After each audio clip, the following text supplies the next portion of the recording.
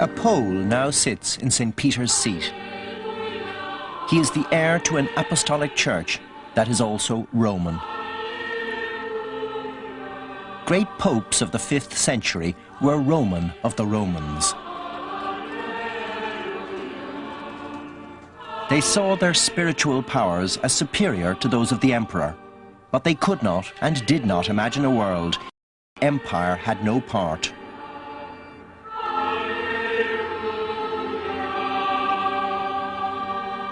To them there was one empire, and within it one church.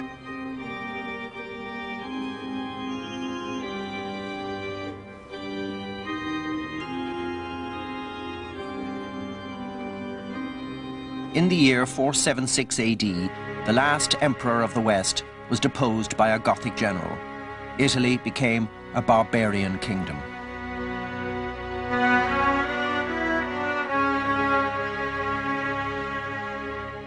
But the idea of Rome did not die. Was it not prophesied that the death of Rome was the death of the world? It could not die. Not even the barbarian Goths wanted it dead. Every Goth wanted to be a Roman. No Roman wanted to be a Goth. And so the empire lived, preserved as a memory of a glorious past. Its heroes were dead men.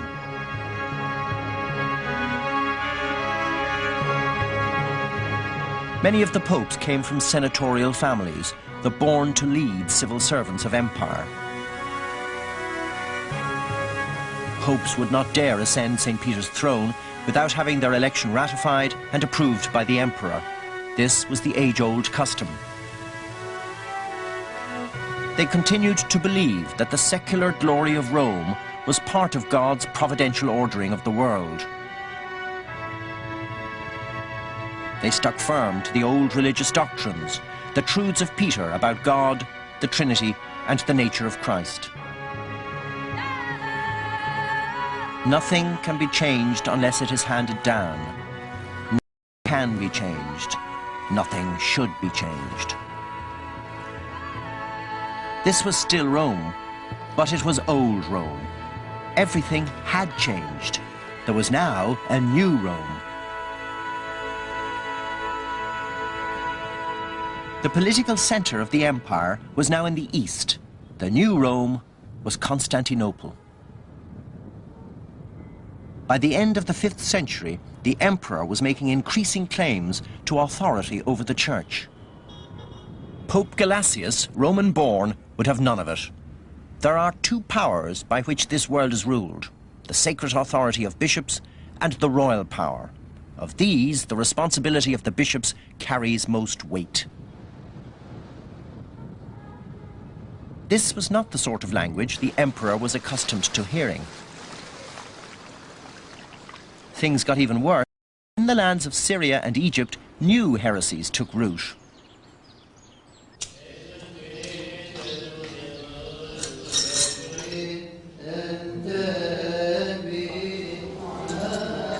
The nature of Christ continued to torment the minds of theologians, especially in the Greek-speaking world, a language more subtle in theology than the clear-cut Latin of the West.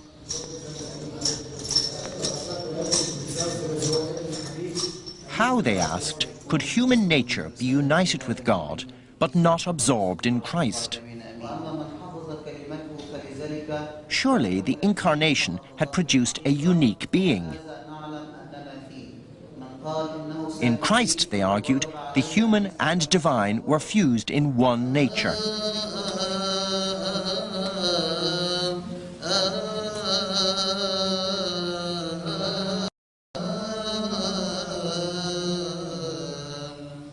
In Egypt and Syria, this one nature or Monophysite teaching spread.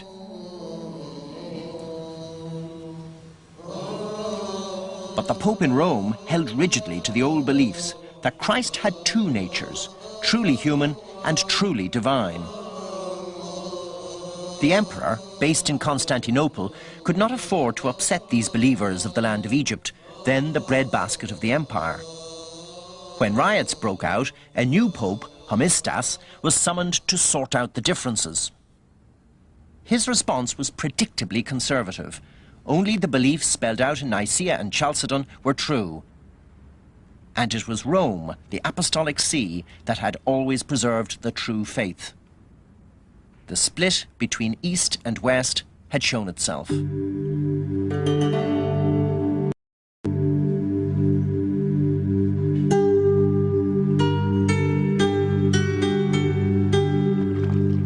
For the papacy, things were no easier in Italy. These marshlands are a formidable barrier to any army. They protected the city of Ravenna, now the capital of Italy. Here ruled the emperor's representative, a Goth, a barbarian, and a heretic. And there was a new emperor, the mercurial Justinian, a demigod. Many of the churches here have a distinct Eastern tang, a reminder, if needed, that Constantinople, not Rome, was the center of power.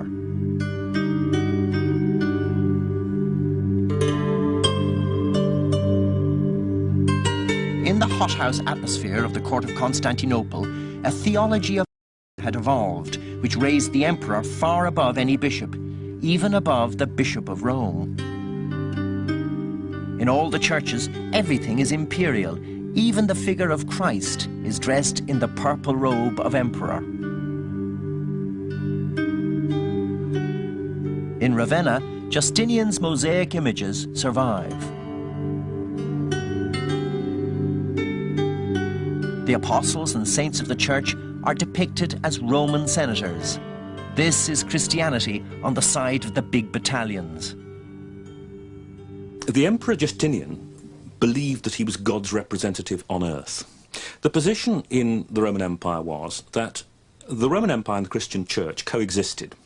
And the position of the Emperor and the Pope was really set out by the Emperor Constantine, who said to a church council, "You are the bishops for everything internal to the church, and I am for what is external," by which he meant the church, headed by the Pope, decided doctrine.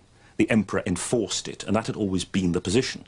But Justinian took it one stage further. He legislated independently on doctrine, and this brought him into face-to-face conflict with the papacy, which was very difficult to resolve in any compromise setting. And the reason he did this was to try and resolve the Monophysite controversy, which was splitting his empire. It was even a danger to his court and his family. Justinian himself was an Orthodox Catholic. He fully expected his priests and bishops to do his bidding. His wife, though, Theodora, she was some lady, with a lurid sexual reputation for wearing out relays of athletic young courtiers.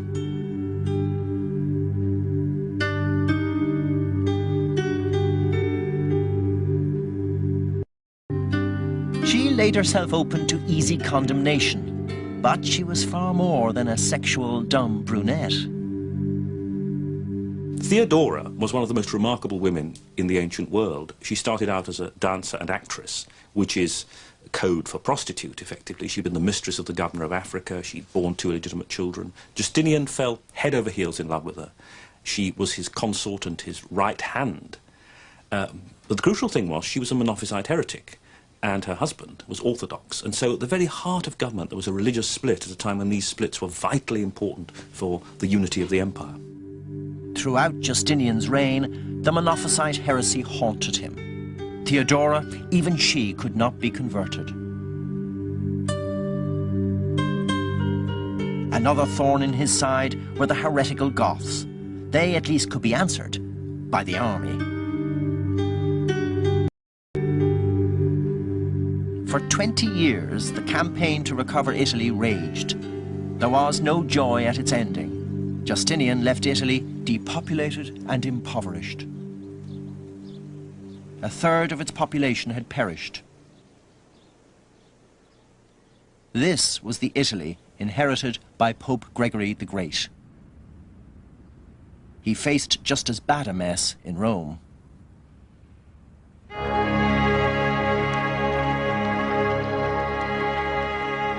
A city left to the crows. This is Gregory's own description. She that once appeared the mistress of the world, we have seen what has become of her, shattered by everything. She has suffered from immense and manifold misfortunes, the desolation of her inhabitants, the menace of her enemies. Ruins on ruins. Where is the Senate? Where the people? All the pomp of secular dignities has been destroyed, and we, the few who remain, are menaced by scourges and innumerable trials. No more Senate, no more people, but for that which still survives, sorrows and groanings multiplied every day. Rome is deserted and in flames, and as for her buildings, we see them fall down of their own accord. In Gregory's opinion, the decay of imperial power was a sure prelude to the end of the world.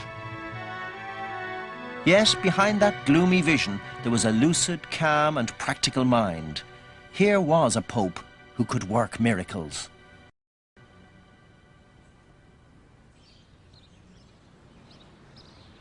On entering the church, Gregory renounced worldly wealth, selling his inheritance in Rome and turning his father's house on the Cliva Scowry into a monastery. The site is still there, and still a monastery.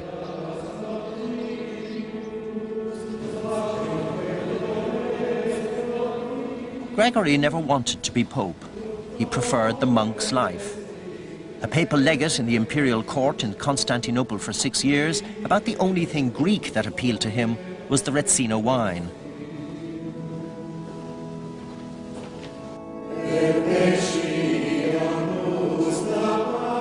So profound was his impact that even the chants used in worship were named after him, whether he composed them or not.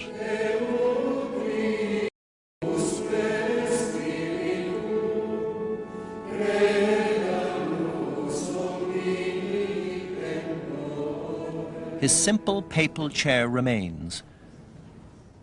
Simple his chair, but not his deeds. He supervised the administration of the church with care and efficiency. When a beggar died of hunger on the streets, Gregory held himself responsible.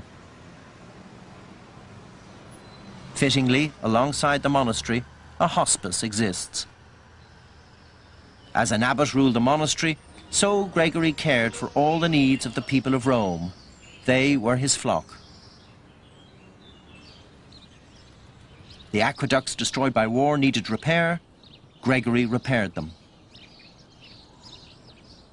There was new life coming back in Rome. And for all this improvement, here in Sicily, Gregory had inherited vast estates.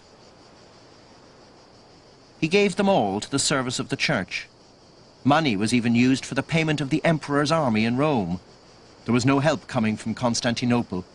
What the state used to provide, the Pope must now pay for. Justinian's defeat of the Goths had simply given open access to other invaders, the Lombards.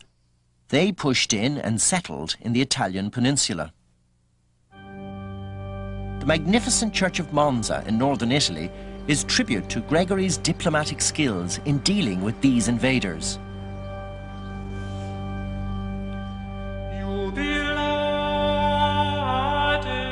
The Iron Crown of the Lombards is still held here. In Gregory's day, it was worn by an Arian heretic. Gregory detested him and his beliefs. But his wife, Theodolinda, she was an Orthodox Catholic. Gregory was a shrewd politician and realized that through their queen, the fearsome Lombards might well be converted to the ways of the church. He showered her with gifts. A wonderful gospel book studded with gems.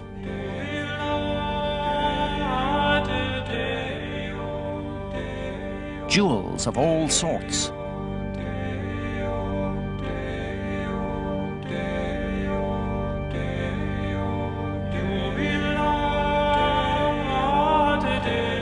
Even his personal crucifix was given to her.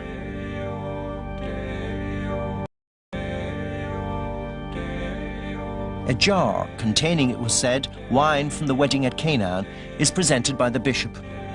This was 6th century politics, and it worked. With the king's death, his son ascended the throne. The Lombards had their first Orthodox Catholic king, one of Gregory's flock. Monza is testimony to success. Not everything was to work out so well.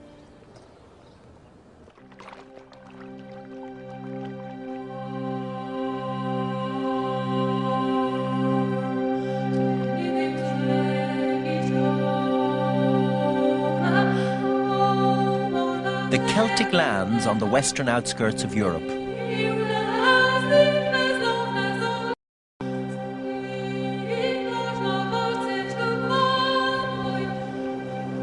This part of the world was largely unconquered by the Romans. It lay beyond the empire.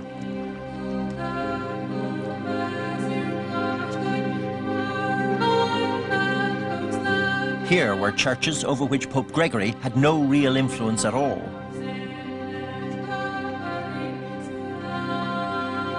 It was a micro-Christendom which had evolved its own very distinctive style. When Patrick arrives, whenever he arrives, let's say sometime in the 5th century, he's doing something that no Roman cleric has ever done before. He's taking the Christian message beyond the limits of the Roman Empire. And that's what makes Patrick unique. Irrespective of whether you regard Patrick as being the person who brought Christianity or not, that doesn't matter. He has such a strong tradition in Ireland that's established anyway. But the fact that he brought Christianity to a people that had never known it before and that had never been part of the Roman Empire is in itself something quite unique. And it's because of their difference, it's because of the fact that they were never in the empire, that the later Irish church is peculiar, because the way Irish people do things is the way they had done things before, just with a slight twist for the purposes of Christianity. In other words, Christianity is added as a sort of superstructure or veneer on top of the way that Irish people did things before that. The Irish took enthusiastically to monasticism and monkish learning. It took on a form less like the orderly and regimented houses of the continent and was more like the idiosyncratic monasticism of the East. It was peculiar but staggering in its output of scholarship and art.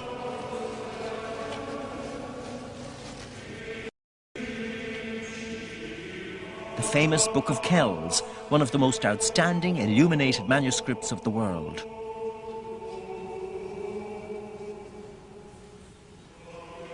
Vivid and subtle.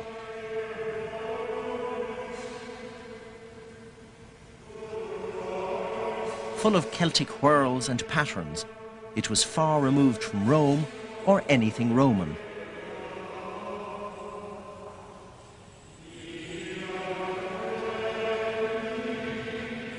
Among the differences was a distinctive way worked out by the Irish monks of celebrating the date of Easter.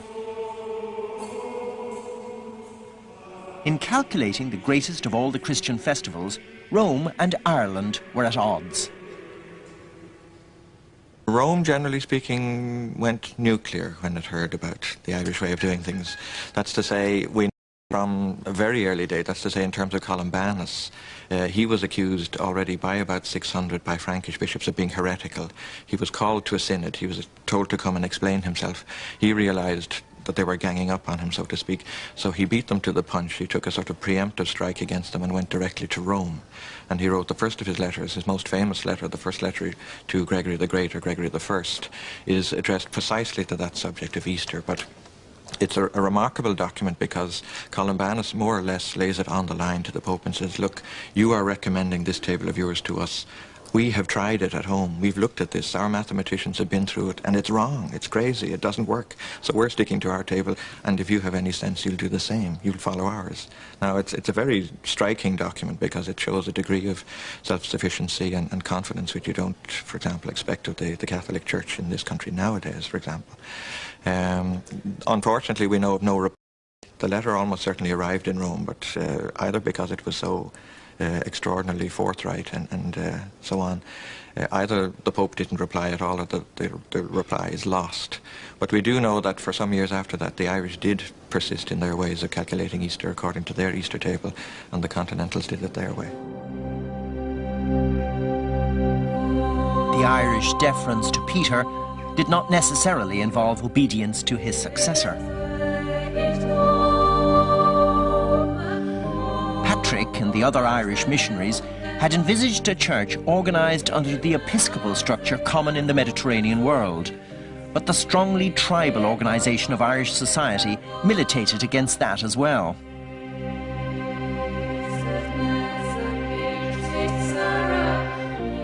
Here, remoteness and hardship were of the essence. Monastic life was conceived as part of a penitential wandering or pilgrimage for Christ.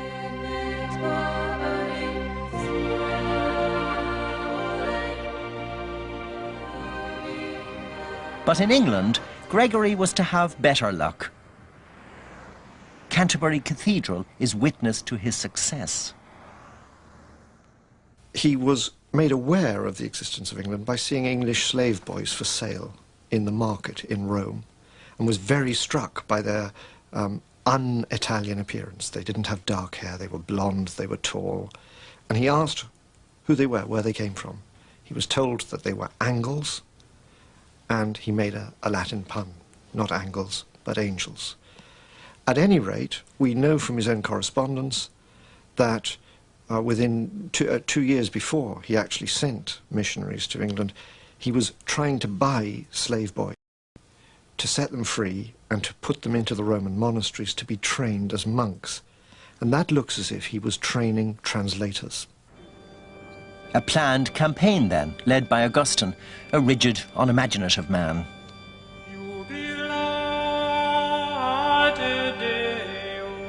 At least he had the good sense to seek guidance from Gregory, whose letters show flexibility and sympathy towards the native pagans. Things are not to be loved for the sake of a place, but places are to be loved for the sake of their good things.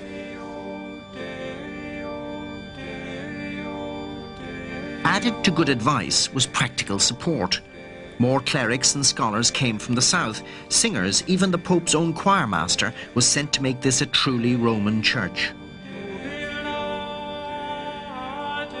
Ultimately, the seed of Romanitas, planted by Gregory, would overcome the Celtic Church of the West. But there were other effects. The conversion of England to a Roman type of Christianity with very strong links to the papacy, with an archbishop at Canterbury who is, in a sense, a direct delegate of the Pope, was to have enormous consequences for Christianity right across Western and Northern Europe. Because in the couple of centuries that followed the Gregorian mission to England, Englishmen, like the Devon-born St. Boniface, would go to Germany, they'd go to what we now call France, and would establish episcopal Christianity with very strong links to Rome. Far to the south of Britain, a different land with different problems. No missionary outpost this. Here the church had been established for some 400 years, but it was being torn apart by the age-old heresies about the nature of Christ's divinity. It was a land ripe for revolutionary change. Here lived a younger contemporary of Pope Gregory, whose life was to shatter Christianity. Born in Mecca, the Prophet Muhammad, founder of Islam. He brought a new and uncompromising message. God was one. There was no other. Like Christ, Muhammad ascended to heaven in Jerusalem. He was a prophet inspired, and his God, the God of the Muslims, Allah, was the same God as the God of Abraham and the God of Jesus Christ. A God not to be represented in pictures or statues, Pattern and colour suffice.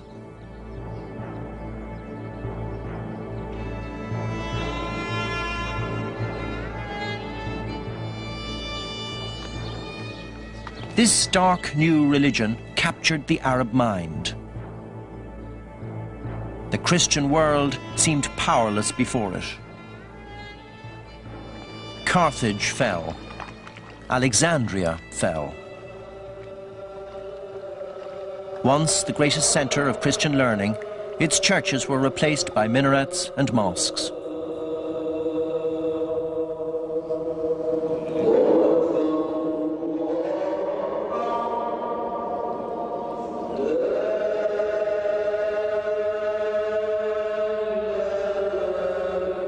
When Muhammad died in 1932, his religion and his empire were confined to the Arabian desert.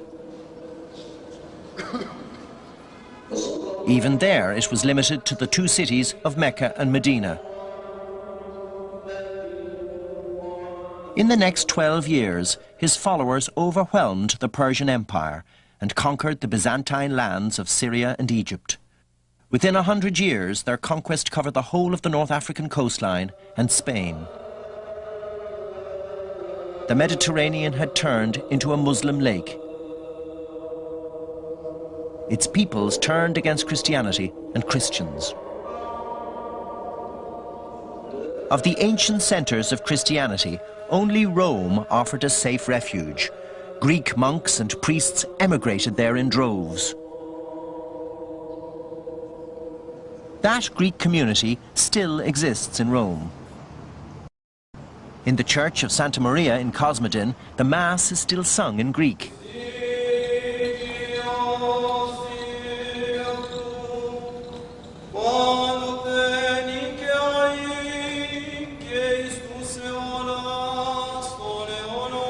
It was then, as now, strictly Catholic, but it brought to Roman Christianity many of the values and attitudes of Byzantium. Then, at the very time when unity was needed to counter Islam, the church was again split by heresy. This time it centred on the will of Christ. Called monothelitism, it accepted that Jesus did have two natures, but only one will, the divine will.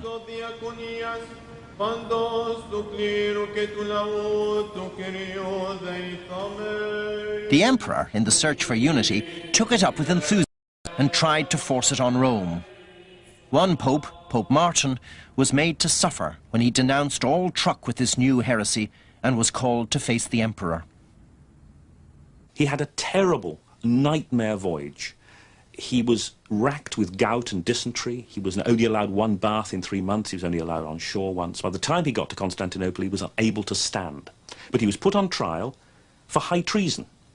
He was tried on the charge that he'd been complicit with the previous exarch, Olympius, in a bid to overthrow the emperor.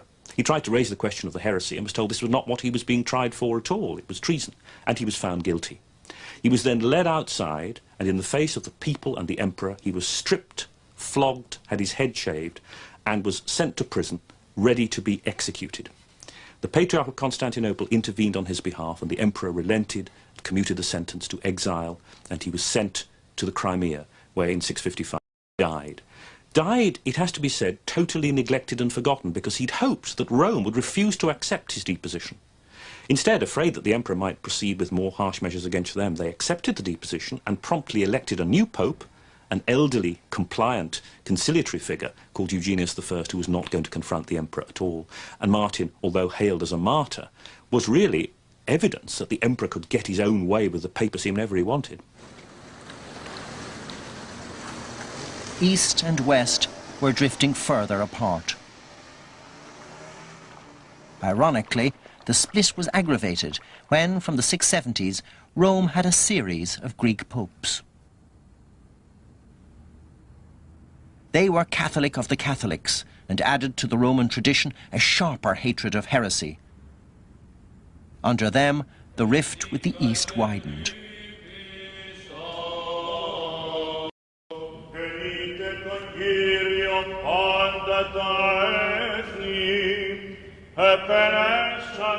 It became unbridgeable later with the controversy over icons.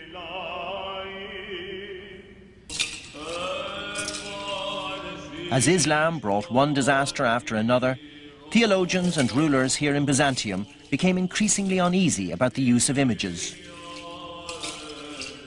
Were the Jews and Muslims right? Could it be that the calamities of the empire were God's judgment on Christians for disobeying the second commandment?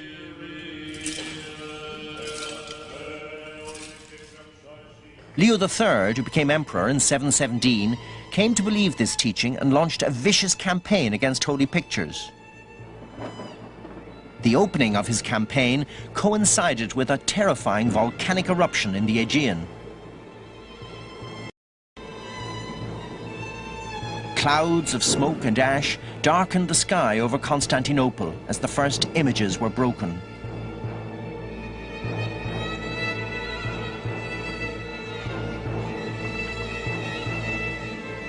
The result was the worst confrontation between Pope and Emperor there had ever been. Here in Nicaea, the Eastern Church tried to resolve matters. In Rome, the issues were clear-cut. Whilst the bishops and clerics met, Pope Gregory II wrote to the Emperor. You have no right to issue dogmatic institutions. You have not the right mind for dogma. Your mind is too coarse and martial. The Emperor's reply was coarse and martial. He confiscated all papal lands in southern Italy and Sicily, giving control to the Patriarch of Constantinople. The papacy had been cast out of the empire.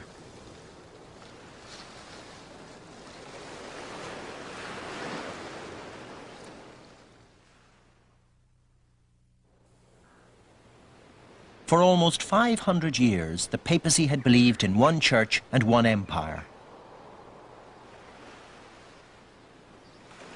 That empire had now turned its back on the Pope and taken from him these lands in the south, the main source of papal revenue gone. Its lands to the north, too, were now under threat from the Lombards again. In 739, they took over Ravenna. The old seat of imperial power in Italy was gone. The Lombards were squeezing the papacy to death. Isolated, alone, the Pope turned northwards to the Franks, the most powerful force in Western Europe. Just at this time there came a situation which actually worked to their advantage. The situation in France was that one family, the Carolingians, had the real power. They were the chief ministers. Another family, the Merovingians, were the kings. In title only, they had no power. Pippin the Short, the latest of the Carolingians, decided it was time for his family to become kings. So he petitioned the Pope, Pope Zacharias, and said, is it right that one man should reign and another man should rule? And the Pope said no. And on the basis of this, Pippin deposed the last Merovingian king, Childeric III, and bundled him off into a monastery and had himself crowned king. But he needed legitimization. And so in 754, the successor of Pope Zacharias, Stephen II, crossed the Alps and met in really a summit meeting with Pippin at Ponthieu, and they did a deal, basically. The Pope confirmed the transfer of sovereignty in France to the Carolingian family and anointed Pippin and his sons, and Pippin agreed to restore the conquered imperial provinces in Italy, but not to the empire, to the Pope. A papal state had been created. It would endure in much this form for 1100 years. But by what right had the King of the Franks acted? There now emerged one of the most extraordinary documents of the Middle Ages. In the church of Quattro Coronati in Rome, the story is told in paintings. It goes back to the Emperor Constantine, who, suffering from a fatal illness, is told that the only cure is to wash himself in the blood of the innocents. When the children are brought, Constantine has pity on them and refuses the remedy. That night, he dreams of two men appearing to him. Next day, he sends out messengers to find Pope Sylvester.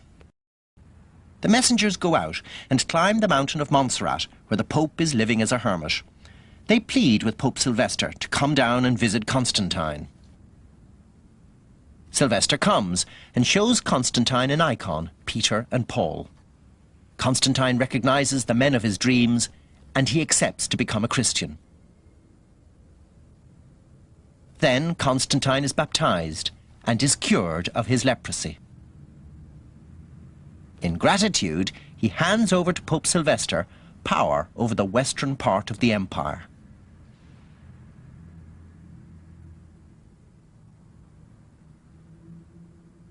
Leading the horse, Constantine now takes a secondary place, and Pope Sylvester is seated with all the symbols of imperial power. This extraordinary story was meant to provide a coherent basis for the claim that the papacy had received from Constantine imperial power over the West against Constantinople. He'd done no such thing. This document was forged by the papal notaries just prior to Stephen II crossing the Alps, so he'd go wave this document and say, I have the power to transfer sovereignty to you, the Carolingians. And this was never known till the Renaissance, that this was a forgery, and it was the basis of much of the papacy's political power.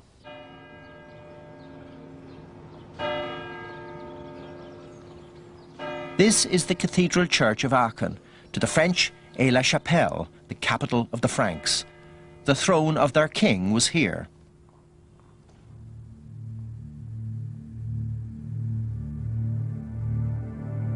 With Pepin's death, enter his son, a colossus, the mighty Charlemagne. His political power extended over much of Western Europe. He captured the admiration of his day and has continued to haunt the European political imagination ever since.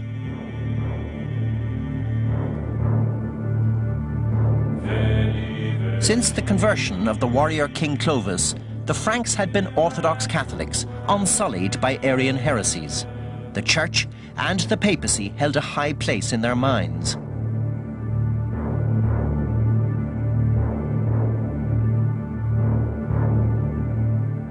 Charlemagne had been born and bred as a sincere son of St. Peter. He was also fascinated by the glamour of imperial Rome. He gladly accepted the role handed down to him from his father, patrician of the Romans, defender of the Pope. He not only confirmed the lands donated by his father, but extended them, giving the Pope some 2/3 of the Italian peninsula. He defied Constantinople, and his armies brought the Lombards to heel in Italy.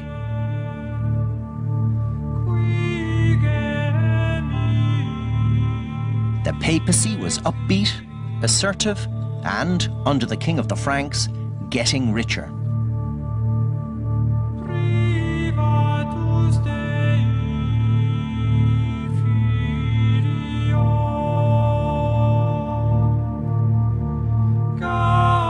But the same wealth plunged Rome into murderous rivalry as the ruling families squabbled for it. When Leo III was elected Pope, he alienated an important faction in Rome who had failed to get their man elected. Ill will built up, and in 799 a gang attacked the Pope on his way to Mass, attempted to put out his eyes and take out his tongue, locked him up in a monastery, subjected him to ill treatment, and he was formally deposed on charges of perjury and adultery. But he escaped from the monastery, fled to Paderborn, and there he asked Charlemagne, the Frankish leader, to restore him to Rome. And Charlemagne accompanied him to Rome, held a council of the church where the Pope was allowed to take a formal oath saying that he was not guilty on the most solemn oath possible of these charges. Charlemagne had been received at Rome with imperial honours, and Pope Leo had also won out against the conspirators who opposed him. What do the conspirators do?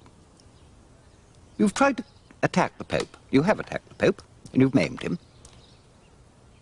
Been unsuccessful, he's escaped. Wouldn't you escape before authority comes in?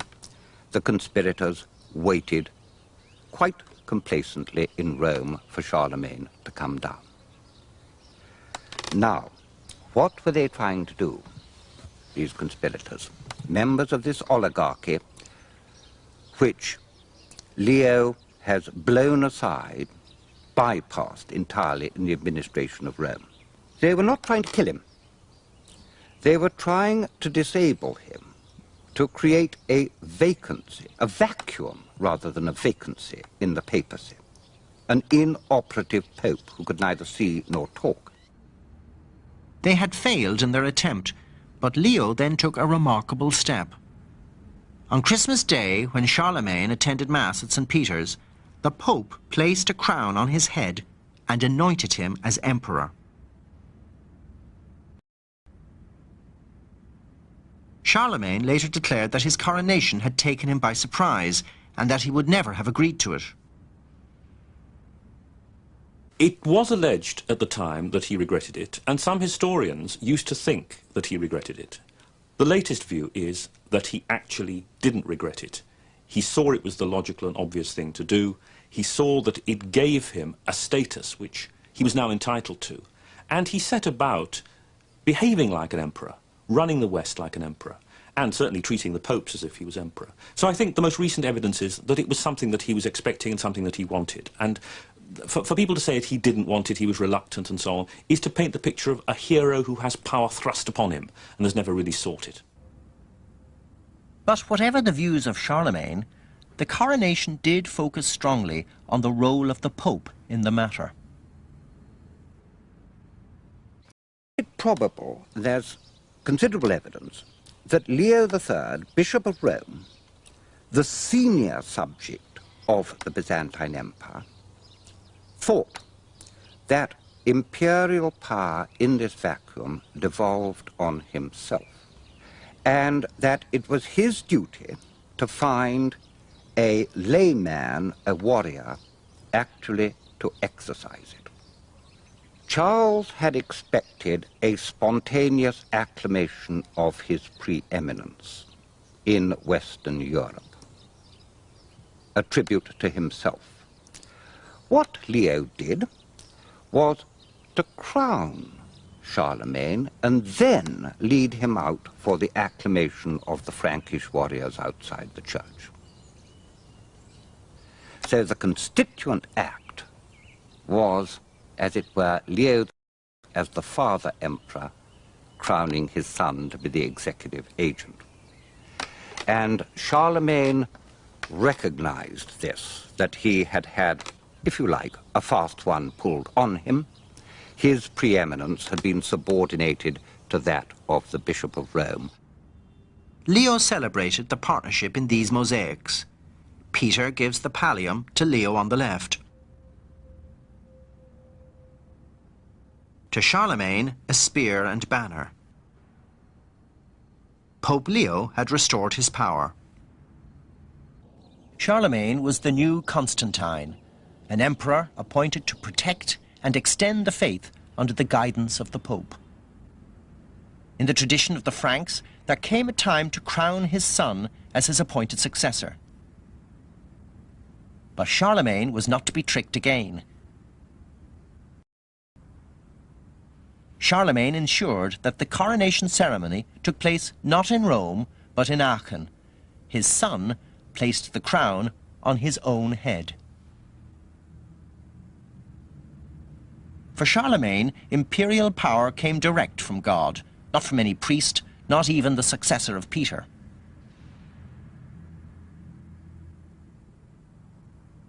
The new empire erected by Charlemagne did not last. The papacy had lost its protector. It was left defenseless in the snake pit of Italian politics, where men were prepared to steal, rape and murder for St. Peter's seat.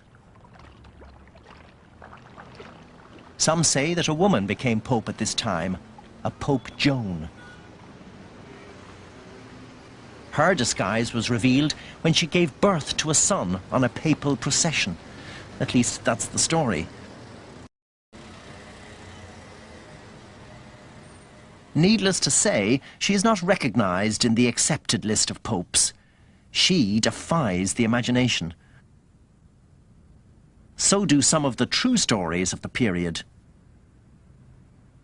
One who suffered was Pope Formosus. After his death, his successor had him dug up and put on trial in Rome.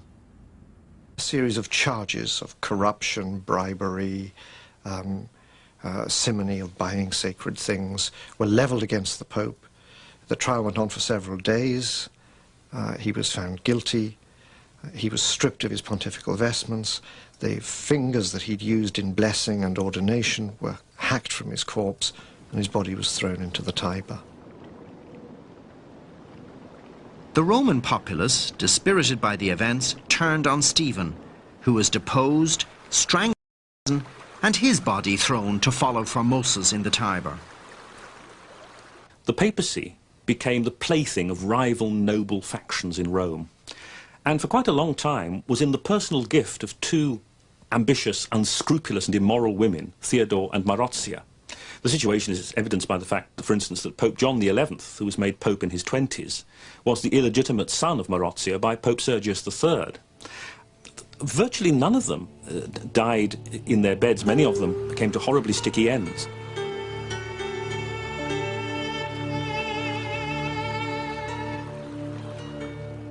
John VIII was bludgeoned to death by his own entourage.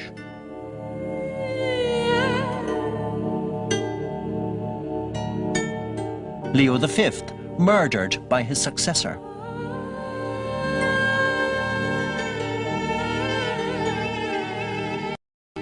John X, suffocated to death.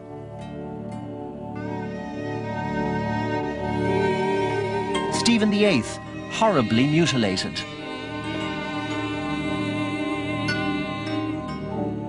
Eventually, Marozia, the grand schemer, the whore of the popes, was arrested and imprisoned in Castel San Angelo. She was to remain imprisoned here for over 50 years. She had turned 60 when news reached her that her grandson Octavian had become Pope at the ripe old age of 18. He did nothing to save her. The first pontiff to change his name, he became John XII, and within weeks, monasteries prayed for his death. He had invented, the monks said, not known since the beginning of time. It was alleged that he gambled with the offerings of pilgrims, turned the Lateran to a harem, rewarded harlots with golden chalices, and before the high altar toasted the devil. He died, aged 27, from a stroke while in bed with a married woman. It was the most degrading nadir of papal history. Things could only improve.